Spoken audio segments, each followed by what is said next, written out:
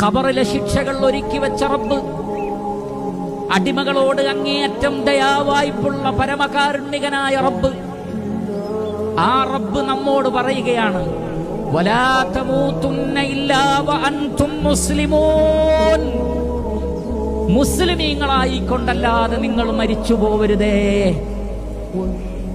നിങ്ങൾ മരിക്കുമ്പം മുസ്ലിമാണെന്ന് പറയാൻ പറ്റുന്ന അവസ്ഥയായിരിക്കണം. അള്ളാഹുവിനെ അനുസരിച്ചുകൊണ്ട് മരിക്കണേ. പ്രവാചകന്റെ സുന്നത്തുകളെ പിൻപറ്റുന്നവരായിക്കൊണ്ട് മരിക്കണേ.